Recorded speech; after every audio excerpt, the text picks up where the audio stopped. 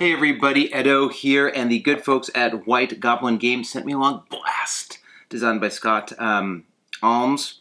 And Blast is a trick-taking game, which means you're going to be playing cards from your hand to a trick, to a pile, and then there'll be a winner of the pile each time you go around the table.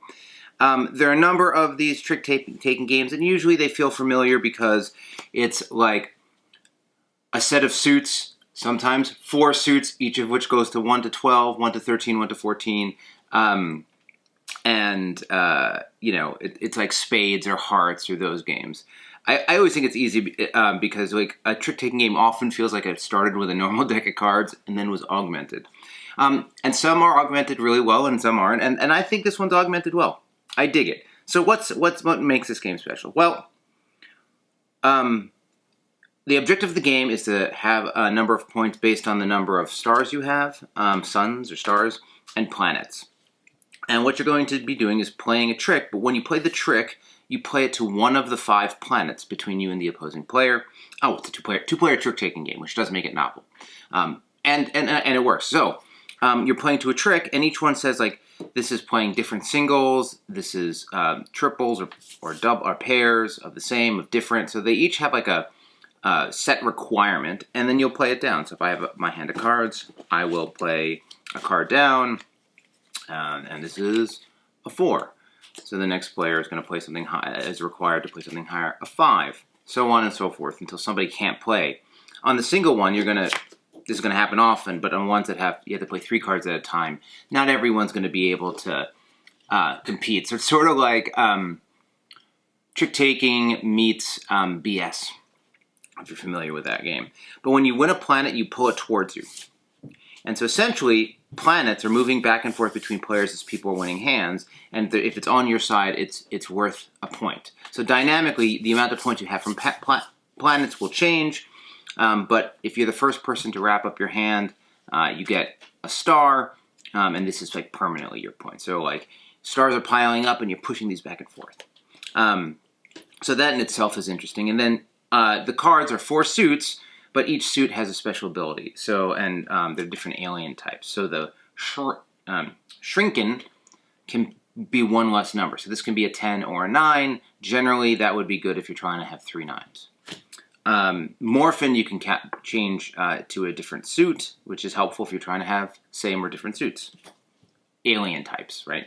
Trashin, this is interesting. A Trashin, the winner of the suit, not the person who played the card, but the winner of the suit is going to have to discard a card, which can be good or bad depending on the situation.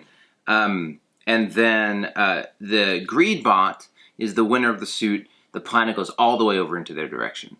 So another like interesting sort of bombs you can put in. Bombs are like, I'm going to lose, I'm going to win the hand, so I'm going to put the Greed Bot in, or I'm going to lose and we'll put the Trash Bot in, or whatever. It makes it more interesting when you play. I think the execution visually is okay. Like, these are the like reference cards for the aliens, and that white text is like impossible to read from anywhere. So they're like reference cards, but they're useless because you have to like get in really close. I want to just do some icons. This game could have really just had a couple icons, and it would have been easy. And the art, I don't love it, but it's fitting. It works. So this is really small box. Quick to learn, especially if you've played trick-taking games in general, and create some novel and interesting dynamics for 2 players. So, like, I think this is a fun 2-player trick-taking game that feels like, even though, you know, these feel like they came from a deck of cards, this feels like it made the right decisions in the right places to be worth your time. And so if the fast play, 2 players, card play, trick-taking, like, takes your buttons and the art doesn't turn you off from it, go for it. Recommendation for these games, make them pretty. Like, a trick-taking, like, make it look like a deck. Like, don't fight the cards. I mean, I don't know, maybe it won't do as well. Maybe it needs to have the fantasy, but, like, this is the kind of thing where you, like a Beth Sobel, like, just pretty, beautiful textures, patterns, the card numbers big, the icons big. I feel like that's the version. I remember the game when they did their original, which was like skulls and stuff. This isn't that bad, but again, to me, it's like just like this can be a summer game, and it feels a little different with the level of execution. But anyway, look, the game's good. It's very good, and it's well executed, and it solves some interesting design problems for two players, trick taking game that's interesting. So, blast. Hey everybody, Edo here, and thanks for watching Gaming with Edo. Reviews over here on this playlist, League and Insider videos over here on this one. Subscribe, share, all that good stuff. But most importantly, play some great games. Thanks. Bye.